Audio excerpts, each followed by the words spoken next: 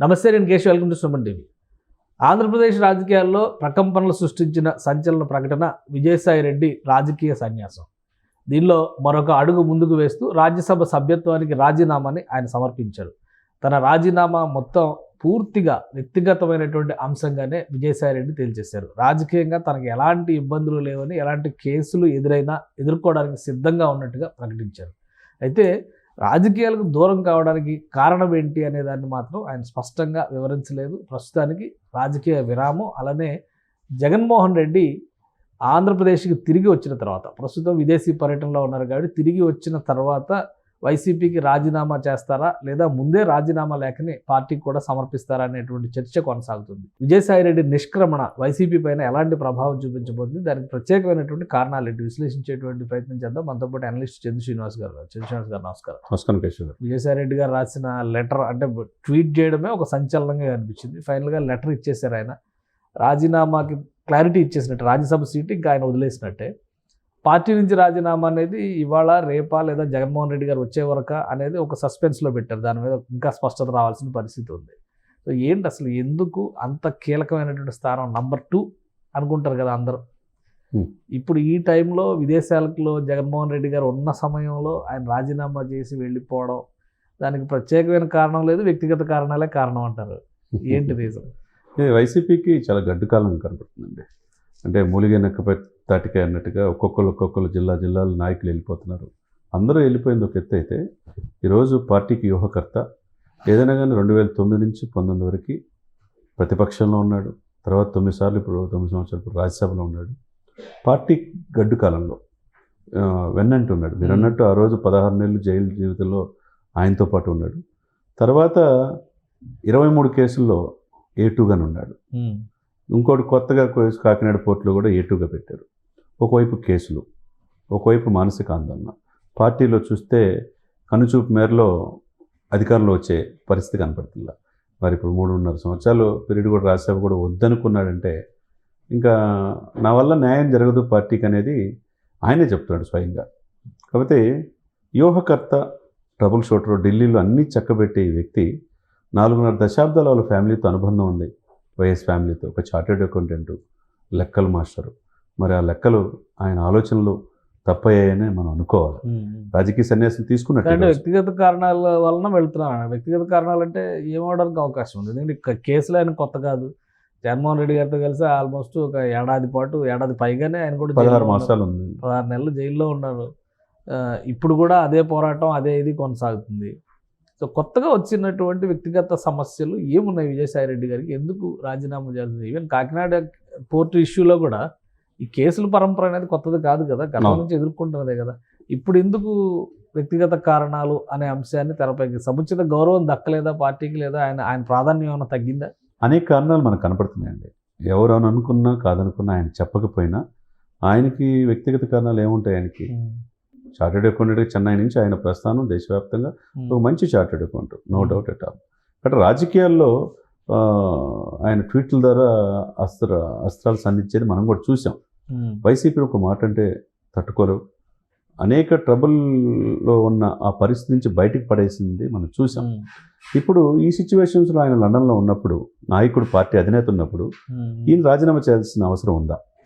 అంటే ప్రధానంగా ఆ పార్టీలో క్రమేపీ నెంబర్ 2గా ఉన్న పొజిషన్ నుంచి ఆ ప్లేస్ అంతా కూడా సకల శాఖ మంత్రి సజ్జల రామకృష్ణారెడ్డి గారు భర్తీ చేయటం కావచ్చు. ఉత్తరాంధ్రలో ఆయన పార్టీకి జనరల్ సెక్రటరీ, నేషనల్ జనరల్ సెక్రటరీతో పాటు ఉత్తరాంధ్ర కన్వీనర్, ఆ బాధ్యత నుంచి ఆయన తప్పించి వైవి సుబ్బారెడ్డిని పెట్టడం కావచ్చు. ఇవన్నీ ఒక ఎత్తు అయితే, 23 కేసులు ఎదుర్కోవడం ఒక ఎత్తు అయితే, ఈ వయసులో శాంతి అని చెప్పేసి భూకంపకోణం విశాఖపట్నం కావచ్చు, దానితో పాటు పోర్టు, అంటే ఏ కేసు ఉన్నా కానీ A2 ఈయనే అవుతున్నాడు. మరి ఈ యొక్క ఆ వయసులో ఆయన ఎదుర్కోలేకపోవచ్చు. ఇంకోటి వ్యవసాయం చేసుకుంటానంటున్నాడు.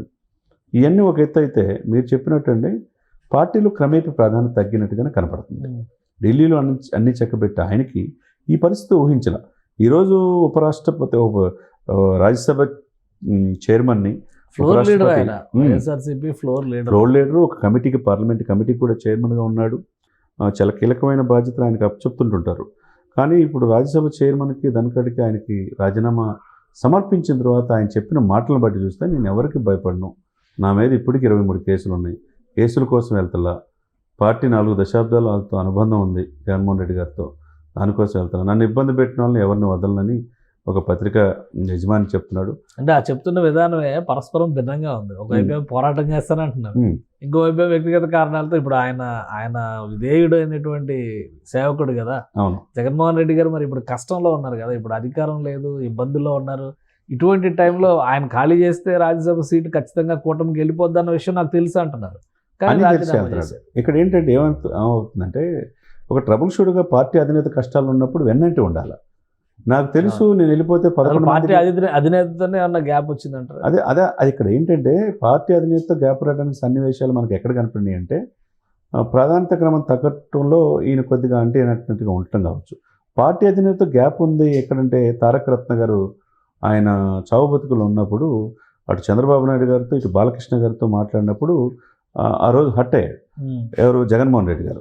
ఎందుకంటే ఈ విషయమే కాదు, బాలశౌరి గారు కూడా రేవంత్ రెడ్డి డిన్నర్కి ఎంపీలు సమావేశంకి వెళ్ళినందుకు ఆయన్ని కూడా పార్టీ దూరం వల్లభనేని బాలశౌరి ఇప్పుడు ఆయన పార్టీ కాదని చెప్పి ఇప్పుడు జనసేనలో మచిలీపట్నం ఎంపీ అయ్యాడు. సరే, ఆయన ఎవరైనా ఒకటే ఆయనకి, జగన్మోహన్ రెడ్డి గారు ఆయన చెప్పినట్టు వినాలనే నేచర్ ఉంది. అది ఆ విషయంలో తారకరత్న ఫ్యామిలీతో, ఎందుకంటే తారకరత్న చేసుకున్న అమ్మాయి జగన్మోహన్ రెడ్డి గారు రామోజీరావు గారి ఇంట్లో ఏదో శుభకార్యం జరిగితే వెళ్తే అప్పుడు కూడా కార్యకర్తల మనోభావాలు గాయపడ్డాయి. సరే, తెల్లారులేస్తే రాజగురు అనేవాళ్ళు ఈయన ఎందుకు వెళ్ళారు, అవన్నీ ఎదుర్కొన్న ఆయన మనసులో పెట్టుకోవాలి. చివరికి మొన్న షర్మిల గారి ఆస్తుల విషయంలో కూడా విజయమ్మతో షర్మిల గారితో విభేదించి జగన్ వైపు నిలబడ్డాడు. ఇవన్నీ చూసుకుంటా ఇకవైపు. కాకపోతే ఇక్కడ ఏంటంటే, ఆయన రేపు ఫిబ్రవరి 10 నుంచి మార్చి 10 వరకు నాకు 1 నెల రోజుల పాటు నేను నార్వే, ఫ్రాన్స్ వెళ్ళాలి, నాకు పర్మిషన్ ఏంటని సిబిఐ కోర్టును కూడా అడిగారు, నాంపల్లి కోర్టుని.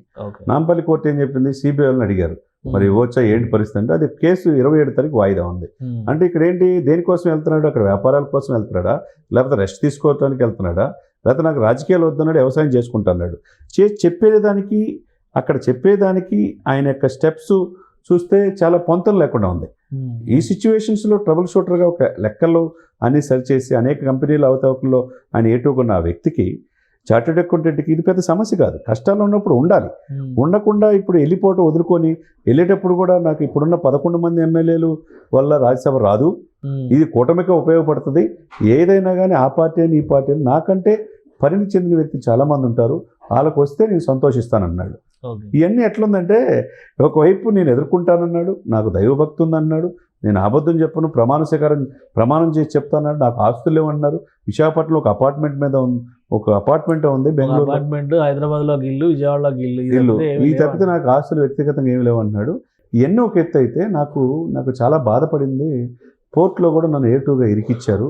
అందులో మా అల్లుడే అయితే ఉండొచ్చు, ఆ యొక్క దీంట్లో ఒక వాటాల కాకినాడ పోర్ట్లో దాని ఆ ఫార్మా కంపెనీకి నాకు ఎటువంటి ఇది లేదు, వాళ్ళు ఏ వ్యాపారాలు చేసుకుంటారు నేను అడగలేదు.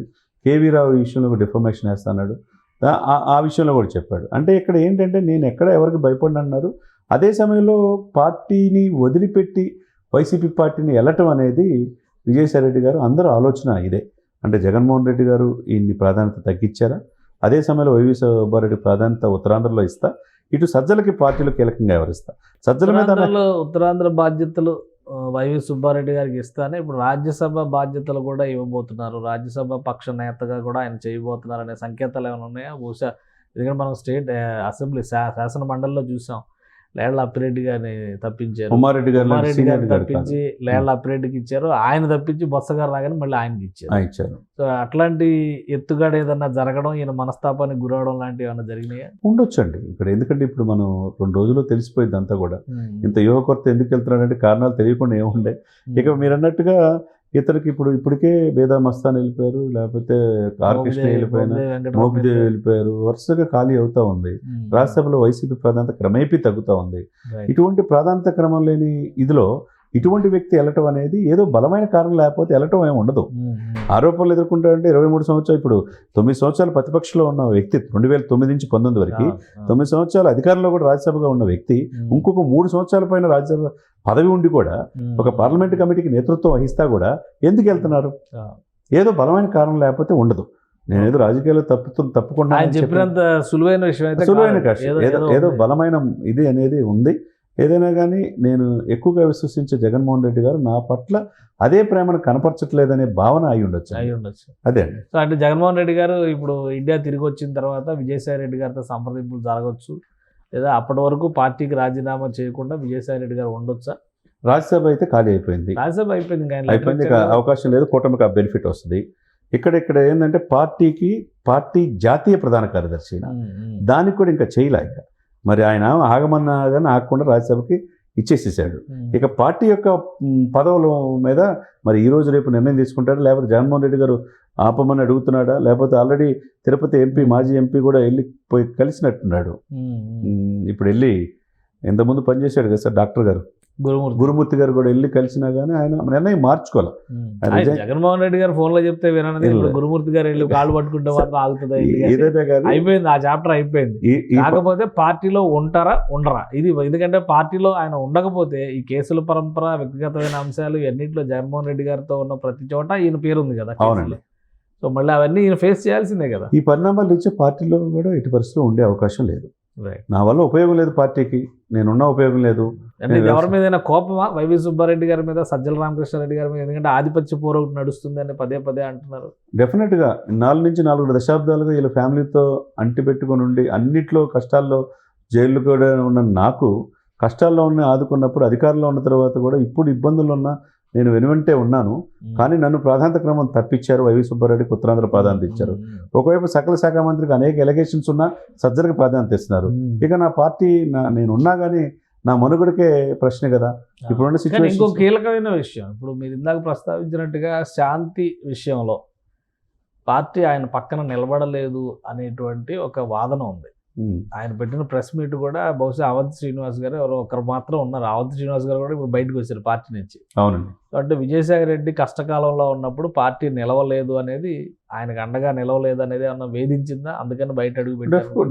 అది కూడా కారణం ఉంటుంది. ఎందుకంటే నిజమే మీరు చెప్పింది. ఇప్పుడు మీరు చెప్తుంటే అర్థం అవుతుంది. ఆ రోజు నిజంగా ఎవరు లేరు.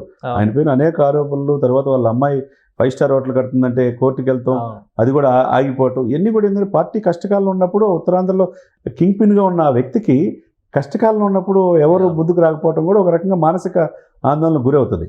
ఆ వయసులో ఇంకేముందండి.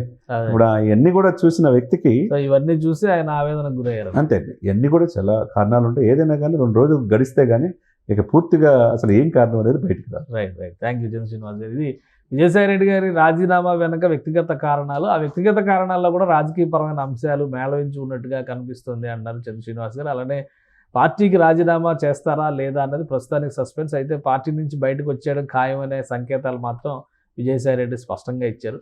జగన్మోహన్ రెడ్డి గారితో ఫోన్లో మాట్లాడిన తర్వాత నిర్ణయంలో ఏమన్నా జాప్యం ఉంటుందా, లేదా రాయబారానికి ప్రయత్నాలు జరుగుతాయనే చర్చ మాత్రం ఇప్పుడు ఆసక్తికరంగా మారింది. ఇది స్పెషల్ డిస్కషన్. Keep watching.